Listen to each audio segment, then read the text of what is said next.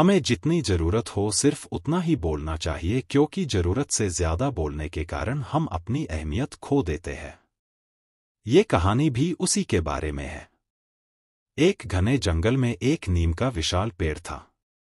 उस पेड़ पर बहुत सारे तोते रहा करते थे। सभी तोते हमेशा मिलकर बिना कामकाज की गपशप मारते रहते थे। उन सभी तोतों के साथ एक कोको नाम का भी तोता रहता था, किंतु ये तोता बहुत कम बोलता था। एक दिन अंधेरी रात को उस मुखिया तोते की बीवी का हार चोरी हो जाता है। मुखिया की बीवी रोते रोते पूरी बात मुखिया को बताती है। वो कहती है कि किसी ने मेरा हार चोरी कर लिया है और मुझे ऐसा लगता है कि वो हमारी झुंड में से ही कोई है। मुखिया ने अपनी बीवी की बात सुनकर तुरंत सभा बुलाई।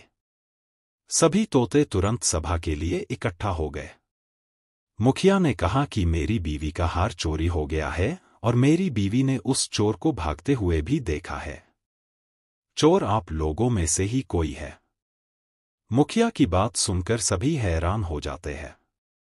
मुखिया ने कहा, चोर की चोंच लाल रंग की थी, वैसा मेरी बीवी ने कहा था। अब सारे तोते कोको और हैरी को देखने लगते हैं, क्योंकि इस पूरे तोतों के झुंड के सिर्फ ये दोनों की ही चोंच लाल रंग की थी। सभी तोते मुखिया से कहते हैं कि आप चोर का पता लगाइए। मुखिया सोचता है कि ये दोनों तोते तो मेरे अपने हैं, मैं कैसे इनसे पूछ सकता हूँ कि क्या आपने चोरी की है। मुखिया ने एक कौवे से इसका पता लगाने के लिए मदद ली। असली चोर कौन है ये पता लगाने के लिए कौवे को बुलाया गया। कौवे ने लाल चोंच वाले कोको तथा हैरी तोते को अपने पास बुलाया। कौवे ने दोनों तोतों से पूछा कि तुम दोनों चोरी के समय कहाँ थे। कौवे का प्रश्न सुनते ही हैरी तोता जोर जोर से चिल्ला के बोलने लगा कि मैं उस समय सो रहा था। कोको ने धीरे से कहा, मैं उस रात सो रहा था। इस दोनों की बात सुनकर अब कौवे ने कहा कि तुम दोनों अपनी बात साबित करने के लिए क्या कर सकते हो। तभी हैरी तोते ने तेज आवाज में कहा, मैं तो उस रात सो रहा था और ये बात तो सभी जानते ही है।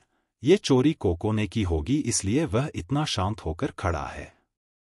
कोको ने फिर धीमी आवाज में कहा कि मैंने ये चोरी नहीं की है। इतना सुनकर कौवा मुस्कुराकर बोला कि चोर का पता लग गया है। मुखिया ने कहा, बताओ कौन है असली चोर। तभी कौवे ने कहा कि असली चोर हैरी है, उसने ही हार की चोरी की है।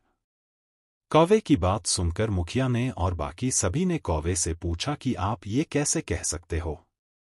कौवे ने बताया कि हैरी तोता जोर जोर से चिल्लाकर अपने झूठ को सच साबित करने में लगा था, किंतु कोको तोता अपनी बात आराम से कह रहा था। हैरी तोता बहुत बोलता है, उसकी बात पर भरोसा नहीं किया जा सकता है। इसके बाद हैरी तोता अपना जुर्म कबूल कर लेता है और मुखिया से माफी भी मांग लेता है। बाकी सारे तोते हैरी तोते को कड़ी सजा देने के लिए मुखिया से कहने लगे।